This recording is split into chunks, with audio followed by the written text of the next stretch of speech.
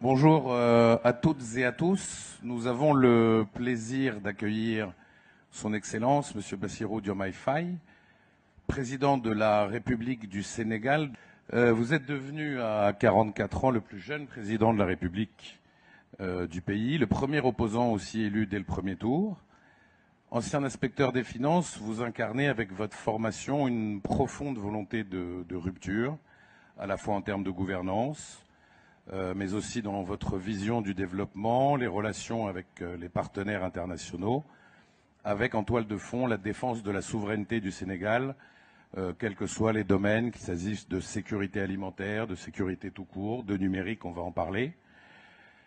Transition toute trouvée avec le thème de cet échange dédié à la souveraineté numérique du continent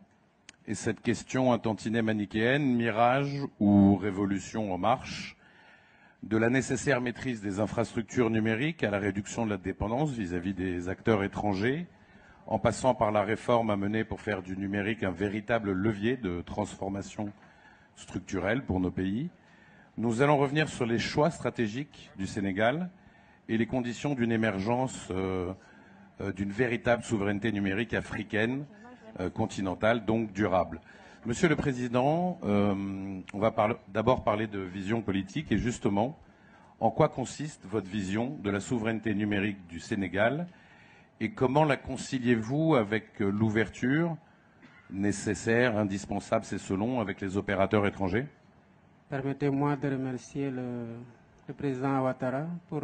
son invitation à l'Africa-Sio Forum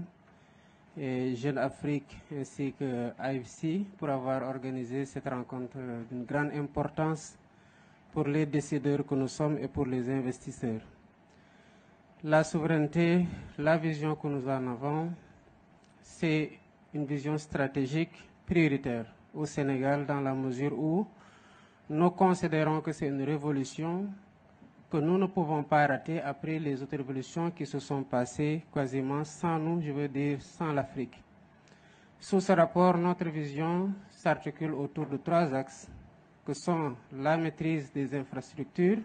le développement des compétences et la maîtrise du cadre réglementaire. Bien entendu, cela ne veut pas dire enfermement ni autarcie, bien au contraire, nous la concevons comme une opportunité de s'ouvrir aux partenaires internationaux et en même temps de pouvoir bâtir une stratégie de collaboration qui rééquilibre les rapports au profit de l'Afrique, de nos pays, et qui nous garantisse une protection de nos données, une maîtrise de nos infrastructures à travers la construction d'infrastructures sur lesquelles nous avons le contrôle total. Nous savons que sous ce rapport, la donnée devient de plus en plus un élément extrêmement important de prise de décision pour les décideurs, mais aussi de souveraineté pour les États. Et voilà ce que nous sommes en train de faire au Sénégal, en le matérialisant par la construction d'infrastructures souveraines comme des data centers au niveau national, mais aussi en accompagnant cette politique par un renforcement des capacités des jeunes. Alors justement, la question des infrastructures est primordiale. Vous venez de parler des data centers qui sont indispensables car ils conditionnent la capacité d'un pays à maîtriser, stocker, sécuriser et traiter ses propres données. Comment vous comptez parvenir, peut-être avec le soutien des opérateurs privés,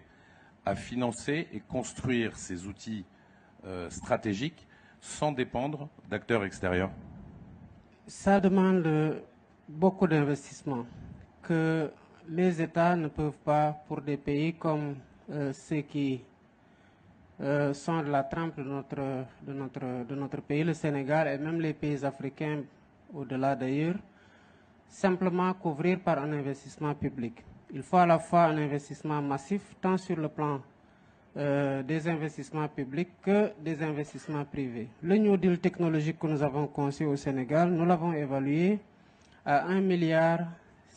milliard de dollars. Évidemment, c'est des investissements importants. Et le partenariat que nous cherchons à nouer est un partenariat qui repose sur la collaboration avec des investisseurs internationaux dans le cadre d'un partenariat public-privé, mais aussi avec l'offre locale sur laquelle nous comptons avec les partenaires qui sont dans le secteur et qui sont intéressés par un partenariat public-privé. Et sous ce rapport, il y a une collaboration parfaite que nous sommes en train de mener. Évidemment, cela demande, comme je l'ai dit tantôt, à ce que le cadre réglementaire soit assaini,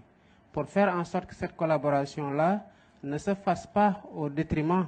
de la souveraineté que nous devons avoir sur nos données, de la souveraineté que nous devons avoir sur les infrastructures pour pouvoir en contrôler la protection, et cela ne se fait pas évidemment